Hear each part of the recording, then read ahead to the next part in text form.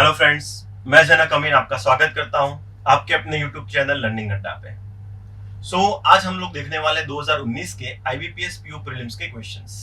ठीक है, तो चलिए शुरुआत करते हैं 2019 का पेपर आईबीपीएस में जो पूछा गया था। तो पहला क्वेश्चन है हमारे पास, in the word briskly how many pairs of letters have the same number of letters between them in the word as in English alphabetical series।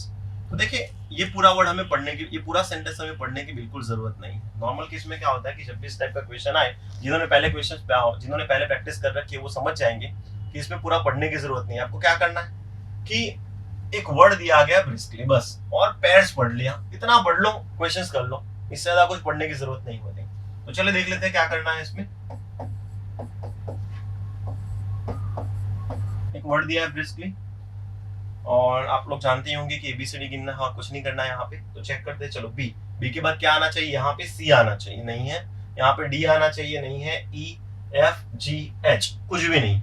चलो सेम वे, आर के बाद S T U V W, कुछ भी नहीं है। तो जैसे आगे गिना है वैसे ही बैकवर्ड डायरेक्शन में भी गिनना है। आर के बाद यहाँ पे एस होना चाहिए, जो नहीं है। चलो आई के बाद जे के, नहीं है।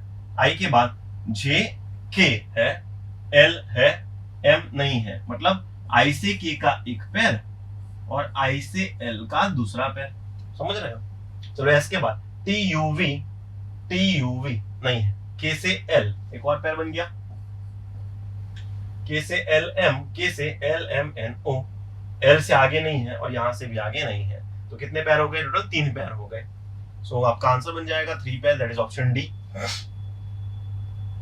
क्वेश्चन 2 की बात करें तो ये जो सवाल है आपका ब्लड रिलेशन से है। ठीक है, आज के पेपर में आपको बताता भी जाऊंगा कि कौन सा अटेम्प्ट करना चाहिए, कौन सा नहीं करना चाहिए। तो ये ब्लड रिलेशन का सवाल है, इसको अटेम्प्ट करना है आपको।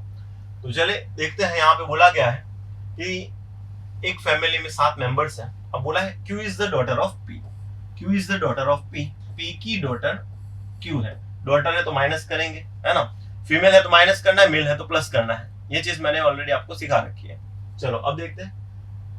अब देखो क्या करना होता है यहाँ पे, जब भी ब्लड रिलेशन हो, डायरेक्शन हो, सीटिंग पजल हो, ठीक है, कोई भी टॉपिक हो, आपको क्या करना है? कॉमन एलिमेंट सर्च करना है, कॉमन एलिमेंट। तो यहाँ पे देखो जरा, क्यू और पी को आपने ड्रॉ किया है, क्यू और पी को ड्रॉ किया है। अब क्या करूंगा मैं? जैसे नेक्स्ट सेंटेंस पढ़ता हूँ तो देखो बोला है B is the brother of R. अब बी और आर दोनों नए एलिमेंट है ना, तो इसको ड्रॉ नहीं कर सकता।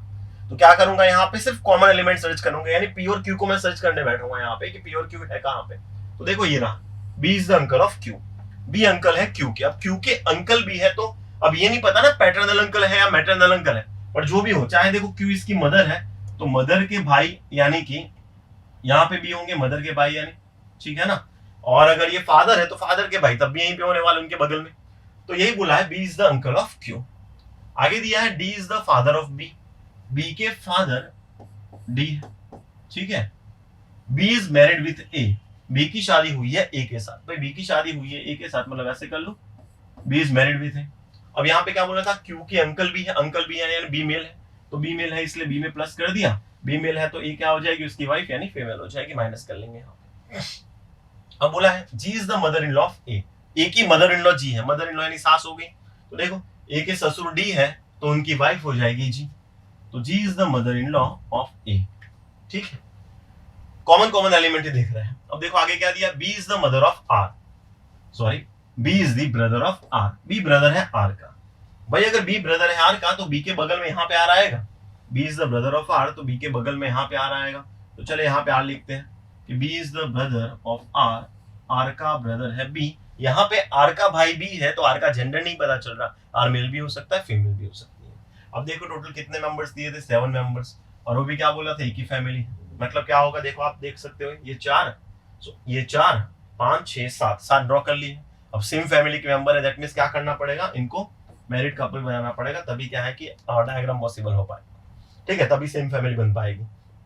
तो हम बोल सकते हैं कि डी और जी का सन या डॉटर कौन है? आर और बी है, ठीक है। आर का जेंडर फिलहाल नहीं पता, तो आर और बी दोनों सिबलिंग हो जाएंगे। ऐसा कुछ डायग्राम आपका बनेगा। चलो अब सवाल पे आते हैं। पहला सवाल पूछा है यहाँ पे, what is the relation of P with respect to P, कि पी जो है वो बी को क्या कहेगा, पी बी को क्या कहेगा, ये पूछा है। तो चेक करो जरा पी बी को क्या कहेगा। तो देखो ये रहा पी, और पी बी को कहेगा ब्रदर इन लॉ। देखो ये पी की वाइफ हो सकती है और वाइफ का ब्रदर नहीं ब्रदर इन लॉ। ये पी का हस्बैंड हो सकता है और ये हस्बैंड का ब्रदर होगा तब भी तो ब्रदर इन लॉ कहेंगे, तो पहले का आंसर बन जाएगा ब्रदर इन लॉ। ठीक है, दूसरा पूछा है if C is the brother of B, अगर सी बी का ब्रदर है तो what is the relation of C with respect to Q, C with respect to Q. बोला है कि बी का ब्रदर सी है, बी का कोई और भाई है जिसका नाम है सी, तो क्यू सी को क्या कहेगा भाई, क्यू सी को क्या कहेगा, अंकल ही कहेगा ना, क्यू सी को कहेगा अंकल। तो आप देख सकते हो, देखो बी का भाई अगर सी है तो आर का भाई भी सी हो जाएगा ना, तो क्यू के फादर हो सकते हैं, फादर का ब्रदर यानी अंकल, या क्यू के मदर भी हो सकते हैं तब भी मदर का ब्रदर यानी अंकल, तो आंसर बन जाएगा यहाँ पे अंकल। ठीक है, चलो आगे पूछा है हमें if P is the father of Q, what is the relation of R with respect to P? R with respect to P कि P R को क्या कहेगा, है ना, P R को क्या कहेगा ये पूछा है, और बोला है P फादर है Q के, P फादर है Q के, तो Q के फादर P है तो P प्लस हो गया, P प्लस तो R उसकी वाइफ हो जाएगी, तो यही पूछा था कि P R को क्या कहेगा, तो भाई वाइफ कहेगा, यानी इसका आंसर बन जाएगा आपका option A. I hope clear होगा। चले आगे बढ़ते हैं सवाल नंबर 5 की तरफ। अब यहाँ पे जो पूछा है ये सवाल में क्या दिया है, देखो एक नंबर दिया आपको, बोला है 1 is added to all the even number, सारे इवन नंबर में 1 ऐड करना है, मतलब 6 जो है तो 6 का 7 हो जाएगा, 2 का 3 हो जाएगा, 4 का 5 हो जाएगा, वगैरह वगैरह।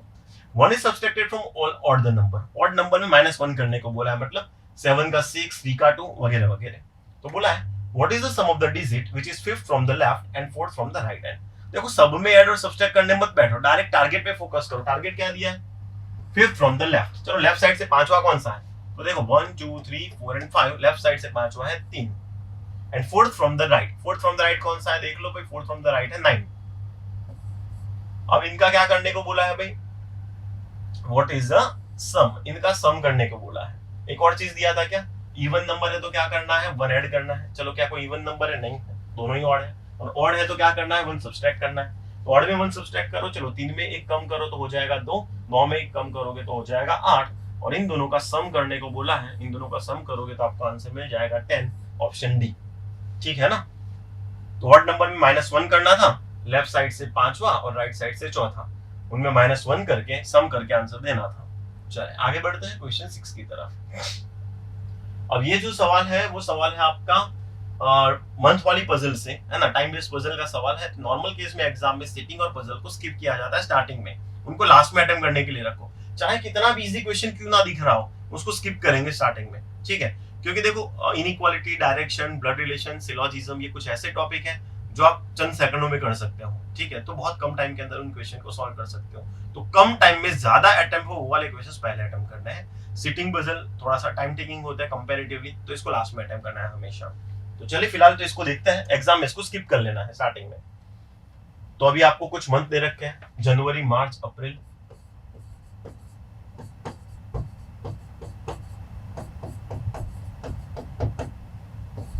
सितंबर और नवंबर। अब देखो यहाँ पे कुछ डेट्स दे रखी है कि ये कुछ बंदे बॉर्न हुए हैं 15 और 30 तारीख को, 15 और 30 तारीख को। तो दो टाइप से टेबल बन सकता है, या तो क्या करो जनवरी के सामने 15 और उसके नीचे 30, मार्च के सामने 15 और उसके नीचे 30, हर बार 15-30 लिखते जाओ। और ये क्या हो जाता है कि 15-30 हर बार लिखना मतलब टाइम वेस्ट करने के बराबर है। तो कई स्टूडेंट्स करते हैं कि 15-20, 15-30, 15-30 सब में लिखते जाते हैं, पर उससे टाइम वेस्ट होगा आपका। तो नॉर्मल केस में उस टाइप से भी आप टेबल बना सकते थे या इस टाइप से भी बना सकते थे कि देखो ये 15 लिख लिया और ये 30 लिख लिया, तो ये दोनों तरीके से आप टेबल बना सकते हो। ठीक है, नॉर्मली मैं इसको प्रेफर ज्यादा करता हूँ क्योंकि इसमें 15 और 30 एक ही बार लिखना है। ठीक है, अब मान लो यहाँ पे सपोज मैंने ए लिखा है ना और बोला है ए और बी के बीच में 2 बंदे, तो देखो ए यहाँ लिखा है तो 15 के बाद 30 तारीख, फिर नेक्स्ट महीने की 15 तारीख और फिर बी यहाँ पे आएगा। इतना ध्यान रखना है, ए और बी के बीच में 2 बोले हैं तो ए यहाँ लिख के बी यहाँ मत कर देना। हाँ 2 मंथ बोले हैं तो आप सोच सकते हो वैसे, पर अगर 2 डेट्स बोली है तो ध्यान में रखना वही चीज। तो चलिए क्वेश्चन पे आते हैं। तो क्वेश्चन में बोला गया आपको, लाइन में शुरू करते हैं, बोला L was born on 15th of the month which is 31 days, जिसमें 31 दिन है, उसकी 15 तारीख को एल बॉर्न हुआ है। तो एल बॉर्न हुआ है 15 तारीख को, ऐसे महीने में जिसमें 31 दिन है। चेक करो 31 किस में, तो भाई जनवरी और मार्च में 31 आता है, यानी कि एल जनवरी या मार्च की 15 तारीख को बॉर्न हुआ है, ये आपको कहा गया है पहले सेंटेंस में। आगे दिया है 3 persons were born between L and P, L और P के बीच में 3 बंदे। तो चले यहाँ पे साइड में लिखते हैं L को 3 छोड़ के P। देखो सवाल आप यहाँ से भी शुरू कर सकते थे कि 2 पॉसिबिलिटी ले लो कि L को 15 तारीख को एक पॉसिबिलिटी में यहाँ बिठा दो, दूसरे में यहाँ बिठा दो, या फिर साइड में सारी चीजें लिखते जाओ। क्या पता एक आधी पॉसिबिलिटी ड्रॉ करने की जरूरत भी ना पड़े, है ना, सिर्फ एक पॉसिबिलिटी से अपना काम बन जाए, इसलिए अभी फिलहाल साइड में लिख रहे हैं। आगे दिया है 4 persons were born between P and O, P और ओ के बीच में 4 बंदे, पी को 1 2 3 4 छोड़ के ओ वाज बॉर्न बिफोर एल। देखो अब यहां से ये सेंटेंस अगर आप पढ़ोगे तो आपको समझ में आ जाएगा कि सिर्फ एक पॉसिबिलिटी से अपना काम हो रहा है। कैसे? Was born before L, L से पहले ओ। अब सपोज करो एल 15 तारीख को है जनवरी को, एल जनवरी की 15 तारीख को होगा तो एल से पहले क्या होना चाहिए? ओ होना चाहिए, तो वो पॉसिबल नहीं होता है ना। एल यहां करता तो उससे पहले वो पॉसिबल नहीं है, इस वजह से एल जनवरी में बॉर्न नहीं होगा, एल होगा मार्च में। तो एल को 15 तारीख मार्च लिख लेते हैं। अब एल को 3 छोड़ के पी बोला था, देखो ऊपर की तरफ पी आएगा नहीं, 3 छोड़ने के लिए जगह नहीं बच रही, तो 3 छोड़ के पी यहाँ पे आएगा। अब पी को 4 छोड़ के ओ, अब 4 नीचे छूट नहीं सकते, जगह नहीं बच रही, तो इस वजह से पी को ये 4 छोड़ के ओ आपका यहाँ पे आ जाएगा। ठीक है ना, तो कुछ इस तरह से हम कर सकते थे इसको। तो आपको क्या है कि ये सारी चीजें साइड में लिखनी है पहले और फिर इसको टेबल के अंदर बिठा देनी है। चले अब आगे दिया है आपको, number of persons were born after O is same as the number of persons before N। Okay, O के बाद जितने पैदा हुए हैं उतने ही N के पहले। तो O के बाद कितने हुए देख लो, 2 4 6 और 8, तो N के पहले भी 8 होंगे, दैट मींस आपका N यहाँ पे आएगा। आप देख सकते हो N के पहले 1 2 3 4 5 6 7 8, सॉरी N आपका यहाँ पे आएगा। ठीक है, तो बोला है O के बाद जितने उतने ही N के पहले, तो N आपका यहाँ पे आएगा। O के बाद 8 है तो N के पहले भी क्या होंगे? 8 हो जाएंगे। अब बोला है आगे, 1 person were born between P and R, P और R के बीच में एक बंदा। तो देखो P को 1 छोड़ के R यहाँ तो पॉसिबल है नहीं, तो P को 1 छोड़ के R यहीं पे करना पड़ेगा। M was born before T, T के पहले M आएगा, T के पहले M आएगा। M was born before T but not in the month of January, M जनवरी में नहीं है। ठीक है, T was born before P, आगे दिया है कि T was born before P, P के पहले T। अब देखो इसको थोड़ा सा समझे, P के पहले T और T के पहले M। तो देखो P तो हमने ड्रॉ कर रखा है ना, तो P के पहले T यहीं पे आएगा, M यहीं पे आएगा और कोई पॉसिबिलिटी नहीं बच रही। क्यों? क्योंकि देखो M यहाँ मना कर दिया है। अब जब M यहाँ मना कर दिया और M के बाद T आना चाहिए और T के बाद P, दैट मींस देखो M यहाँ, M के बाद T और T के बाद P, तभी पॉसिबल हो पाएगा, है ना। इमीडिएट वर्ड यूज नहीं किया, ध्यान रखना। आगे दिया है You was born before S on the same date, You were born before S, S के पहले यू, और वो भी सेम तारीख को। तो सेम तारीख यानी कौन सी? 30 तारीख हो जाएगी यहाँ पे, तो एस के जस्ट पहले यू आ जाएगा सेम तारीख को, और जो लास्ट में बचेगा उसको ऊपर की तरफ लिख लेंगे। तो चेक कर लेते हैं लास्ट में क्या बचा हुआ है हमारा। तो लास्ट में बचा हुआ है हमारे पास क्यू, तो यहाँ पे आ जाएगा क्यू। ठीक है, तो इस टाइप से हमारा डायग्राम बन जाएगा ये। तो चले क्वेश्चंस पे चलते हैं। पहला सवाल पूछा गया है, how many person were born after U. चलो यू के बाद कितने भाई? 2, आंसर बन जाएगा 2।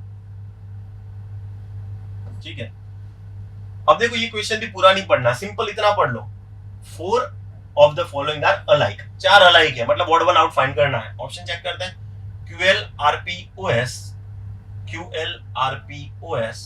चलो ऑप्शन यहां पे लिख रहा हूं मैं, QLRPOS,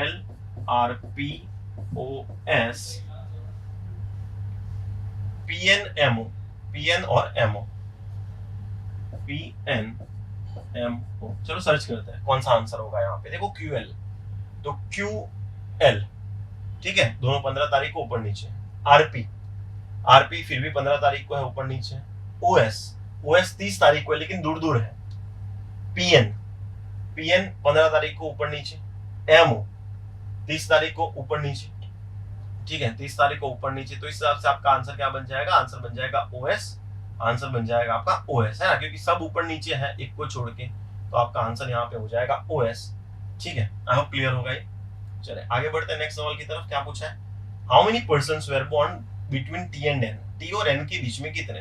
भाई T और N के बीच में कितने गिन सकते हो? दो लोग हैं, T को 2 छोड़ के N। ठीक है, तो यहाँ पे आंसर हो गया ऑप्शन सी। नेक्स्ट क्वेश्चन की तरफ चलते हैं। सवाल पूछा है, number of person were born after P is same as before. Okay, P के बाद जितने बॉर्न हुए हैं, P के बाद कितने हैं भाई? 3। तो 3 किसके पहले? M के पहले, तो आंसर बन जाएगा M।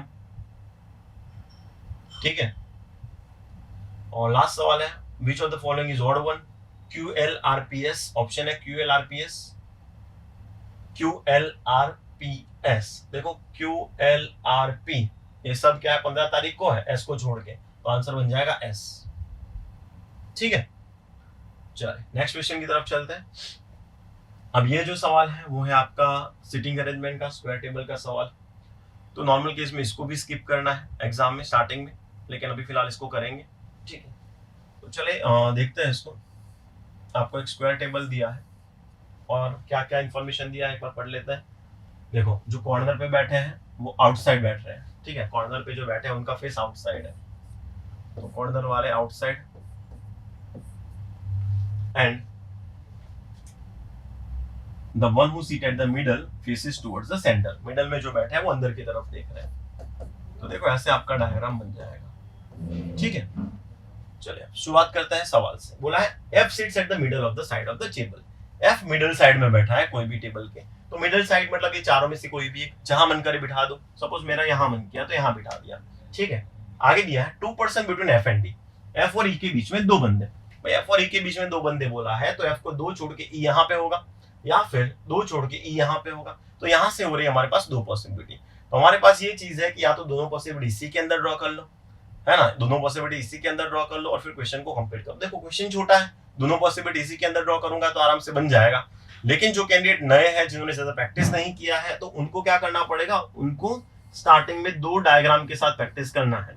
ठीक है, ऐसे वाले कैंडिडेट जो बिल्कुल नए हैं वो 2 डायग्राम के साथ प्रैक्टिस करो, अदरवाइज इसके अंदर भी बन सकता था। ठीक है, तो चलो मैं फिलहाल 2 डायग्राम के साथ आपको बता रहा हूँ। देखो क्या बोला था यहाँ पे, 2 person between F and D। F और E के बीच में 2 बंदे, तो F को 2 छोड़ के आपका E यहाँ पे हो सकता है, या F को 2 छोड़ के E इस तरफ हो सकता है। ठीक है, आगे दिया है only 1 person between F and C, E does not sit near to C। F और C के बीच में एक बंदा। देखो F को 1 छोड़ के C यहाँ पे पॉसिबल नहीं है, क्यों, क्योंकि आगे की सेंटेंस में बोला है E does not sit near to C। तो F को 1 छोड़ के C यहाँ करूंगा तो वो E के बगल में आ जाएगा, मना कर दिया है। तो 1 person between F and C, 1 person between F and C। ठीक है ना, तो एक बंदा बैठा हुआ है F और C के बीच में। अब आगे दिया है either A sit second to left of H और second to right of H। अब देखो यहाँ पे E और H दोनों नए एलिमेंट है, तो दोनों जब नए एलिमेंट होंगे तो उसको ड्रॉ नहीं करेंगे। इस सेंटेंस को बेटर है स्किप कर लो, कॉमन एलिमेंट देखना है, तो इस सेंटेंस से आगे बढ़ते हैं अपने। आगे क्या दिया है, 1 person seats between A and C। A और C के बीच में एक बंदा। देखो C यहाँ पे है तो एक छोड़ के आपका A यहीं पे आएगा, C यहाँ पे है तो एक छोड़ के C A यहीं पे आएगा। 1 person between A and C। आगे दिया है B and G sit opposite to each other. B और G दोनों एक दूसरे के अपोजिट में है, मतलब एक ही पॉसिबिलिटी यहाँ पे कि B यहाँ होगा तो G यहाँ होगा, या फिर vice versa. Same way B G यहाँ पे होंगे। ठीक है, आगे पढ़ते हैं। आगे दिया है D sit second to the left of B। अब B के सेकंड लेफ्ट में D बोला है। देखो B के सेकंड लेफ्ट में D बोला है, दैट मींस कि अगर मैं B को यहाँ पे बिठाता तो उसके सेकंड लेफ्ट में D यहाँ पॉसिबल नहीं था, इसलिए मेरा B यहाँ नहीं आएगा। भाई जब B यहाँ नहीं जाएगा तो B यहीं जाएगा, और B के सेकंड लेफ्ट में D यहाँ पे आएगा, और B के ऑपोजिट कौन बैठा था, G बैठा था, तो B के ऑपोजिट G हो जाएगा।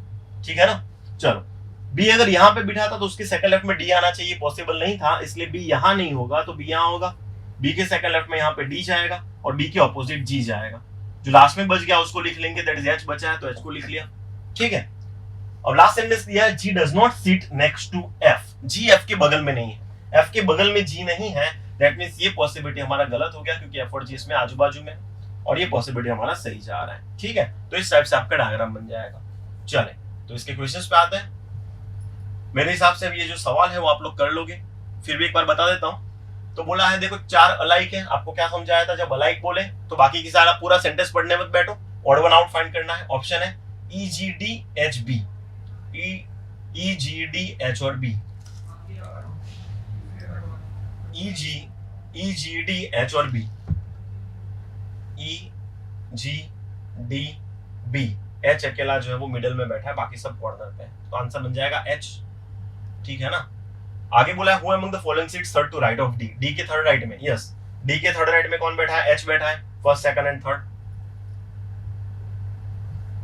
What is the position of F with respect to G? G के कंपैरिजन में F कहां, तो G के कंपैरिजन में F देख सकते हो first second and third right में है ना, थर्ड राइट में F बैठा हुआ है, तो यहाँ पे थर्ड राइट आ जाएगा।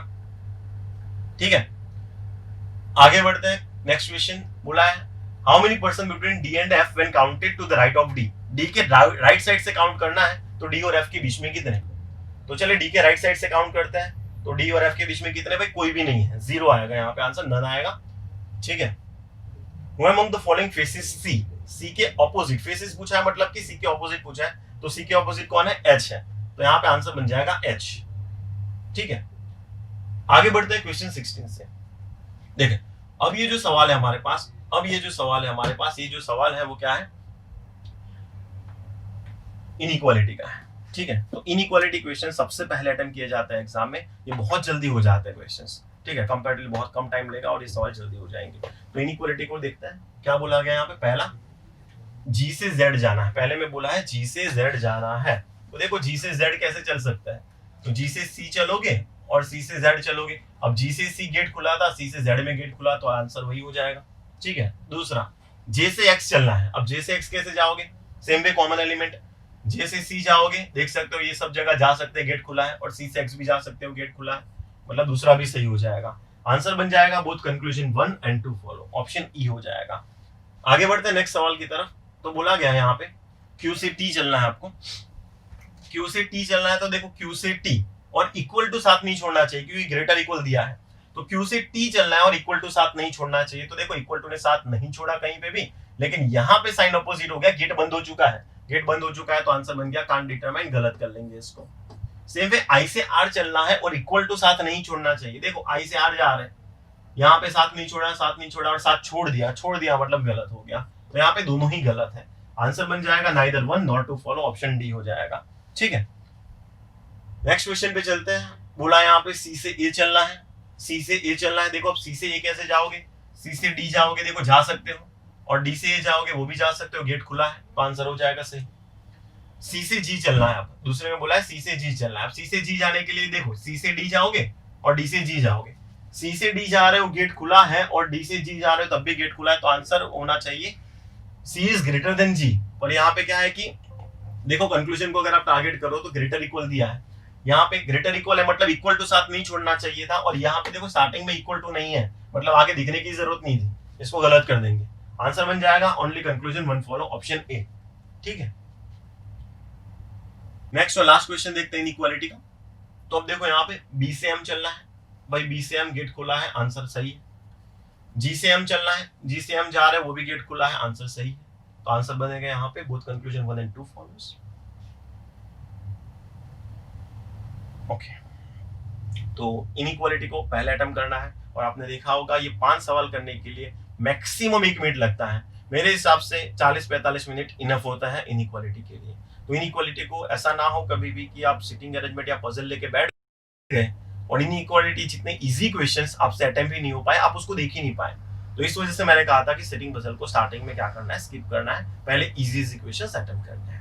अब जो सवाल आपके सामने है वो है कोडिंग डिकोडिंग का, तो ये क्वेश्चन भी अटेम्प्ट करने वाले होते हैं, 5 मार्क्स बिल्कुल आसानी से मिल जाता है। तो चलिए देखते हैं सवाल।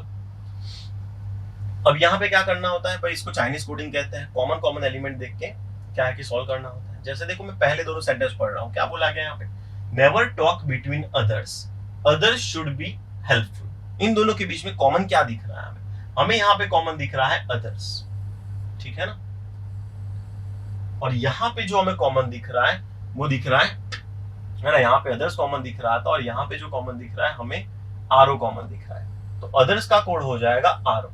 ठीक है, चलो पहला और तीसरा सेंटेंस लेते हैं। इन दोनों के अंदर आपको कॉमन दिख रहा होगा नेवर, और यहाँ पे कॉमन दिख रहा होगा एफ आई, तो नेवर का कोड हो गया एफ आई। जस्ट कॉमन चीजें सर्च करनी और कुछ नहीं करना। यहाँ पे पहला और आखिरी सेंटेंस लेते हैं। तो देखो टॉक और बिटवीन बचा है, क्या यहाँ पे और कुछ कॉमन है? हाँ है, बिटवीन कॉमन।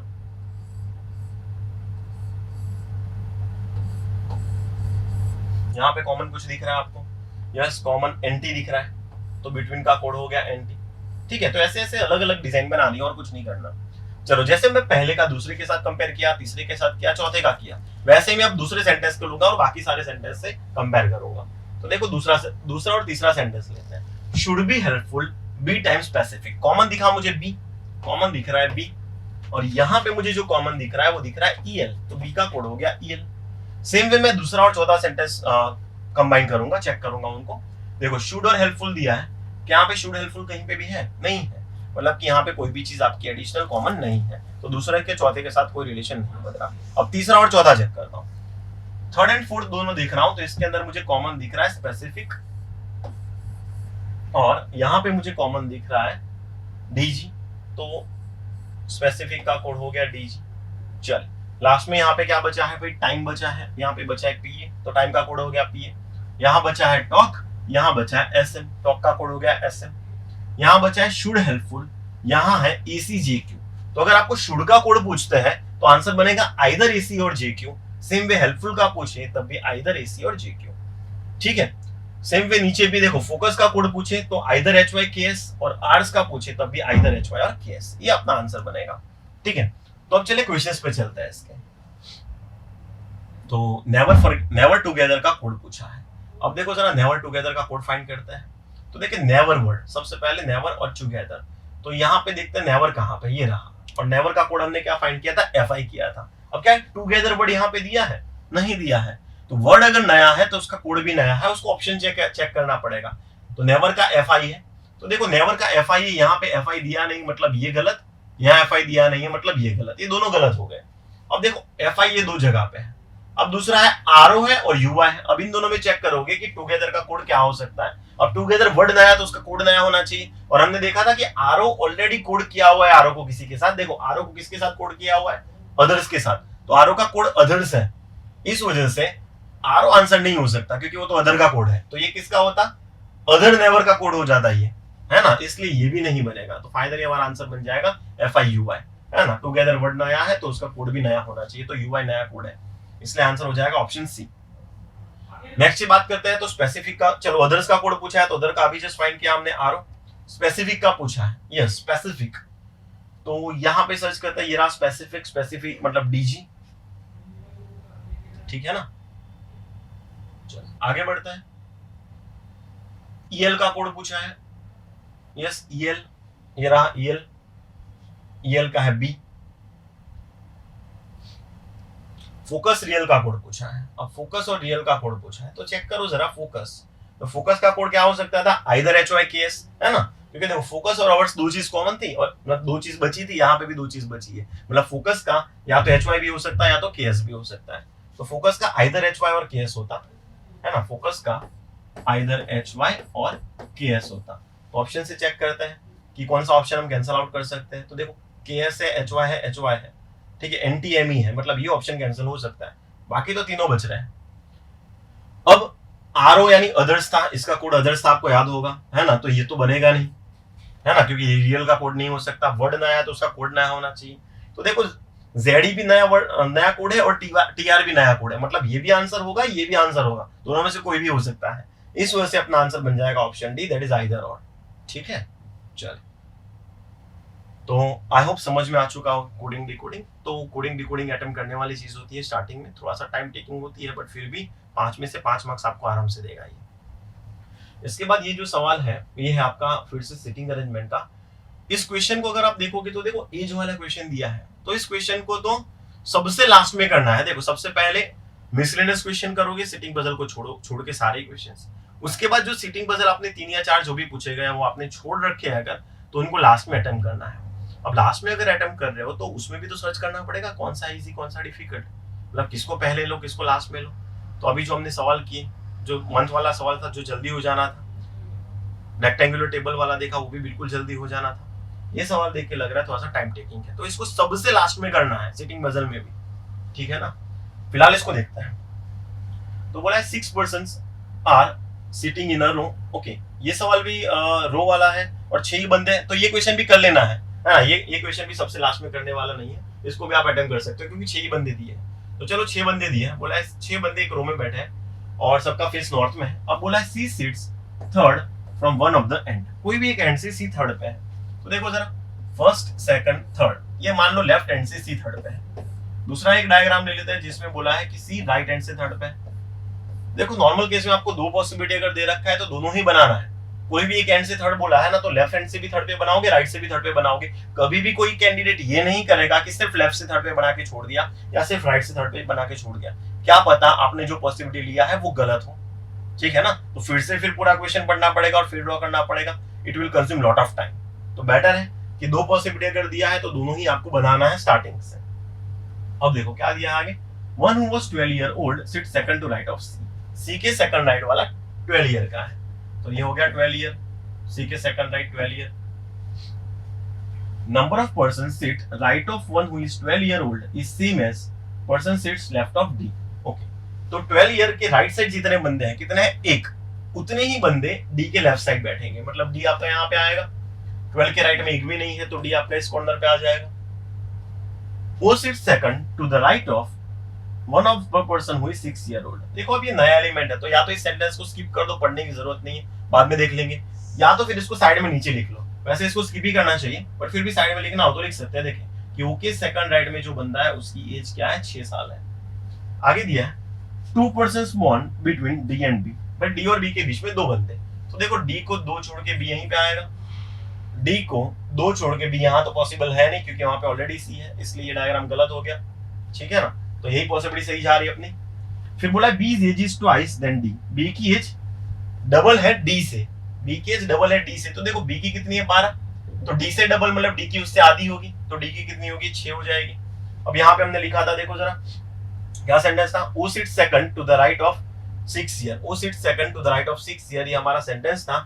तो जो 6 साल का है, ये वाला सेंटेंस है ना, जो 6 साल का है उसके सेकंड राइट में ओ बनेगा, जो 6 साल का है उसके सेकंड राइट में ओ बनेगा। तो देखो 6 के सेकंड राइट में ओ, तो ओ आ जाएगा यहाँ पे। आगे दिया है N sits to the right of P, P के राइट में एन। भाई पी के राइट में एन तो कहीं पे भी होगा, एग्जैक्ट इमीडिएट वर्ड यूज नहीं किया है, तो पी आपका यहाँ पे और उसके राइट में एन यहाँ पे, तो पी और एन भी फिक्स हो गए हमारे। The one who is 36 year old sits third to the left of one who is 15 year old। 15 के थर्ड लेफ्ट में 36 वाला, और लास्ट सेंटेंस है age of O is 18, age of O is 18। तो चलो ओ की एज 18 लिख ली। अब क्या लिखा था? 15 के थर्ड लेफ्ट में 36 वाला, 15 के थर्ड लेफ्ट में 36। देखो 15 यहाँ नहीं आएगा क्योंकि उसके थर्ड लेफ्ट में जगह कोई बच नहीं रही, इसलिए 15 यहाँ, उसके थर्ड लेफ्ट में 36 यहाँ, और जो लास्ट में बचा उसको पी की जगह पे लिख लेंगे। तो चेक कर लो कौन सा एज बचा हुआ है। तो यहाँ पे हमें कोई लिस्ट नहीं दे रखा है एज का, इस वजह से फिलहाल पी का एज पता नहीं चलेगा, वो क्वेश्चन से पता चलेगा। जब भी इस टाइप का हो ना क्वेश्चन, तो नॉर्मल केस में क्वेश्चन में दे रखा होता है उसका एज। तो चले क्वेश्चन देखते हैं। पहला सवाल है P is 3 year older than C. देखो दे ही दिया है कि सी से पी का एज कितना है? 3 साल बड़ा है, तो सी का 36 है तो उससे 3 साल बड़ा, 39 हो जाएगा पी का एज। ठीक है ना। Total age of C and B, C और बी का एज पूछा है टोटल। भाई सी का है 36, बी का है 12, 36 प्लस 12 करना था 48। How many person between P and D, P और डी के बीच में कितने बंदे? पी और डी के बीच में कोई भी नहीं है, none. Who among the following seat at the extreme end? चलो एक्सट्रीम एंड पे कौन बैठा है? एक्सट्रीम एंड पे पी बैठा है, एन बैठा है, तो एन हो गया। ठीक है, चले आगे बढ़ते हैं नेक्स्ट क्वेश्चन की तरफ। देखो ये आपका 4th नंबर का पजल आ गया। ठीक है, 4 सेटिंग और पजल होते ही आपके प्रीलिम्स में, तो ये 4थे नंबर का आ गया। 3 ऑलरेडी कर चुके हैं, 4th नंबर। इसको अगर देखें तो ये दिखने से अब डिफिकल्ट लग रहा है कंपैरेटिवली। बाकी 3 देखे ना काफी इजी थे, उनको पहले अटेम्प्ट कर लेना था। ये 4था कंपैरेटिवली डिफिकल्ट लग रहा है, तो चले फिलहाल इसको अटेम्प्ट करते हैं।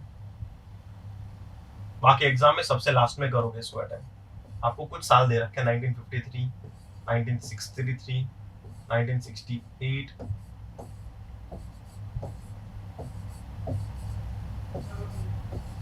है ना, ये कुछ आपको साल दे दिए।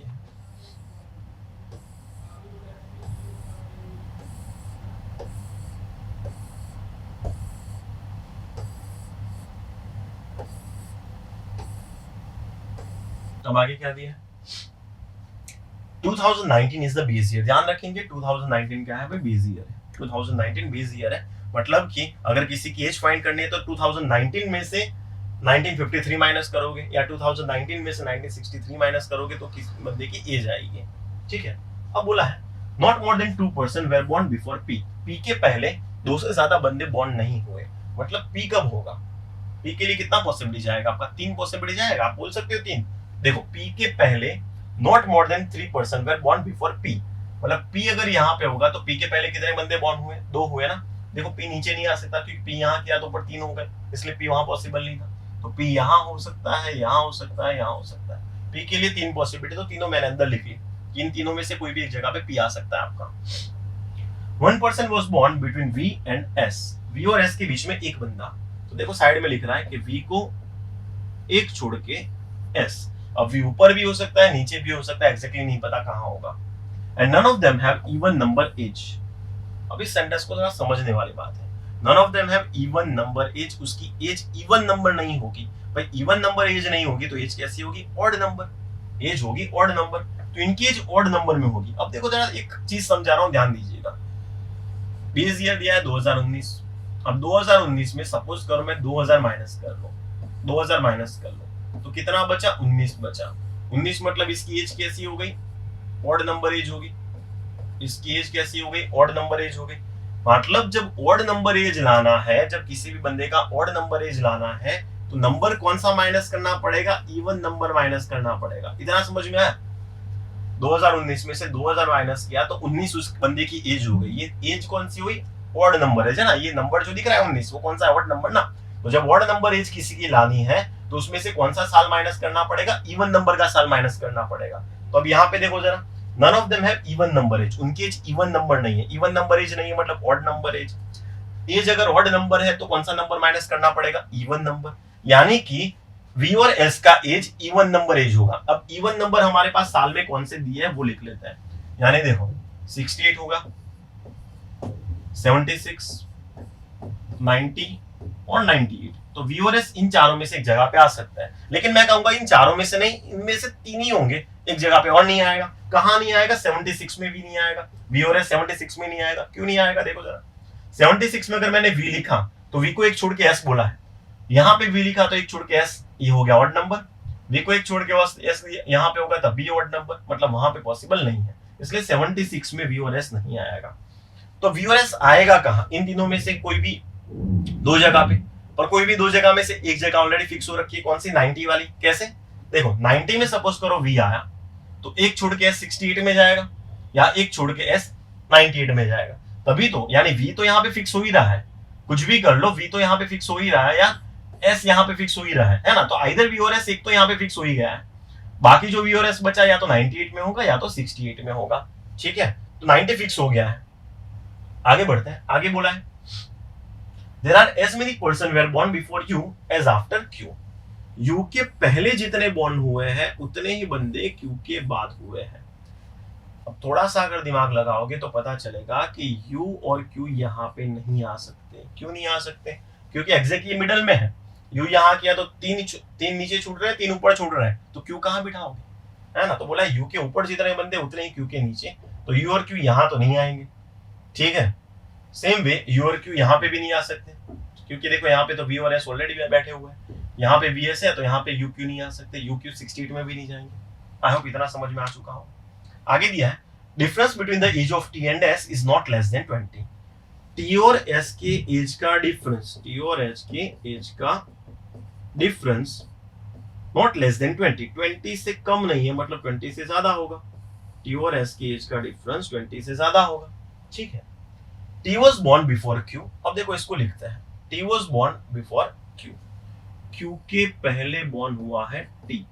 T was born before Q and after R. R के बाद टी बॉर्न हुआ है। आर के बाद टी बॉर्न हुआ है, मतलब यहाँ पे लिख ले आर के बाद टी, आर के बाद टी और टी के बाद क्यू। आर के बाद टी और टी के बाद क्यू। इमीडिएट वर्ड यूज नहीं किया, ध्यान में रखना है। तो आर टी क्यू लाइन में आने चाहिए। यहाँ साइड में लिख लेता हूँ आर के बाद टी, टी के बाद क्यू। इमीडिएट वर्ड यूज नहीं किया हुआ है कहीं पे भी। ठीक है,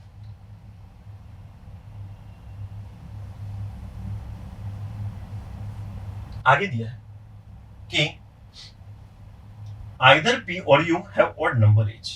पी और यू दोनों में से किसी एक की, आइदर और बोला है, ऑड नंबर एज है। तो अभी सिखाया था आपको ऑड नंबर एज लानी है तो क्या माइनस करना पड़ेगा भाई? इवन नंबर माइनस करना पड़ेगा। तो उसकी एज कैसी होगी? इवन नंबर एज होगी। तो पी और यू में से किसी एक की इवन नंबर एज होगी। अब देखो इवन नंबर में 90 तो फिल हो चुका है ऑलरेडी, मतलब कि पी और यू की दोनों में से एज कौन सी होगी? या तो 98, या तो 76, या तो 68।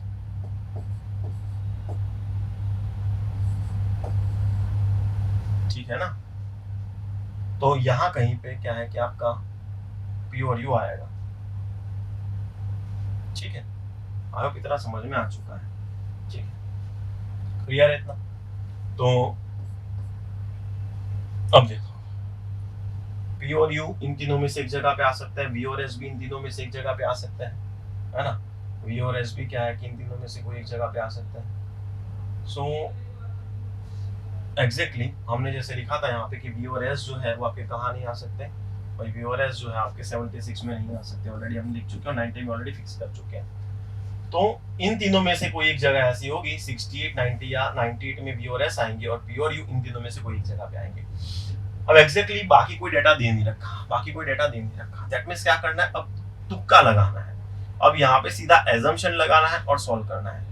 अब एजम्पशन लगाने में भी दिमाग लगाना है, ऐसा नहीं कि जहां मन किया वहां पे एजम्पशन लगा दिया, थोड़ा बहुत सोच समझ के एजम्पशन लगाना है। तो चले एजम्पशन लगाते हैं, और एजम्पशन एग्जैक्ट अगर सही जगह ऐसे लगाया ना तो क्वेश्चन आपका एक ही बारे में बन जाएगा, अदरवाइज फिर थोड़ा सा टिपिकल हो सकता है वो क्वेश्चन। तो मेरे हिसाब से एजम्पशन यहाँ पे लगाना कहाँ से, देखो एजम्पशन लगा कहाँ से सकते हैं, एजम्पशन लगाना शुरू कर सकते हैं पी से। क्यों, देखो यहाँ पे क्या बोला था, आइदर पी और यू दोनों में से कोई एक यहाँ पे आएगा, है ना।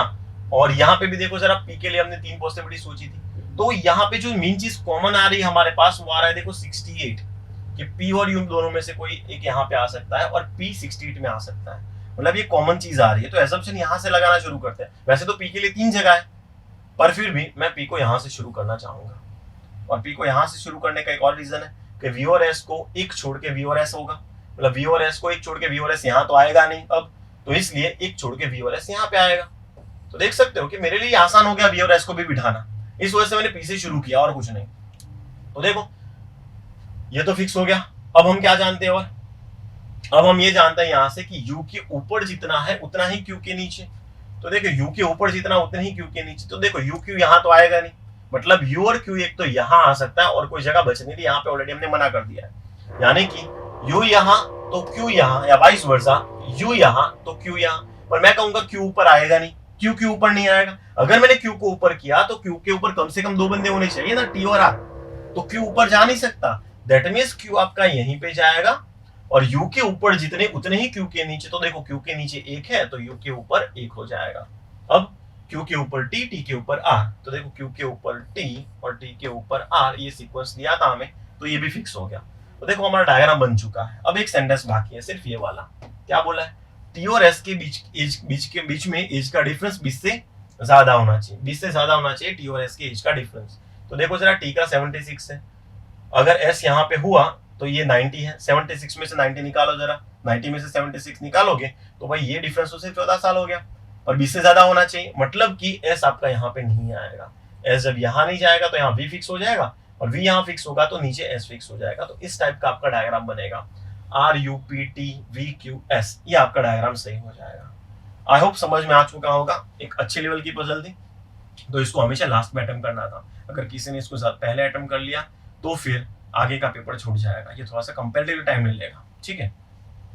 और काफी स्टूडेंट्स ये भी करते हैं, मैं जानता हूँ टाइम बेस्ड पजल में क्या करता है, एज बेस्ड पजल में क्या करता है, सबको 2019 में से माइनस करने बैठेंगे, 2019 में से 1953 माइनस करेंगे, 63 माइनस करेंगे। तो भाई ये सब मत करने बैठो, ये चीज थोड़ा दिमाग में होगा तो ये आराम से बन जाएगा, ठीक है। तो इसके सवाल जो है वो आप खुद कर लेना, है ना, इसके सवाल आप खुद कर लेना, कमेंट बॉक्स में इसके आंसर जरूर मेंशन करिएगा। तो ये सारे सवाल आप कमेंट बॉक्स में आंसर मेंशन करिएगा इसका। अब चल लेते हैं सीधा लास्ट क्वेश्चन की तरफ। तो लास्ट सवाल है, इन द गिवन वर्ड, एक वर्ड दिया आपको स्प्लेंडर,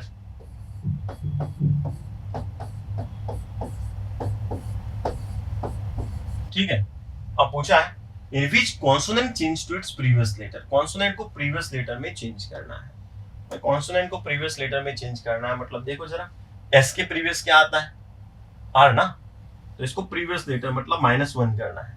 तो एस में से एक कम करो यानी आर, पी में से एक कम करो यानी क्यू, ओ, एल में से एक कम करो,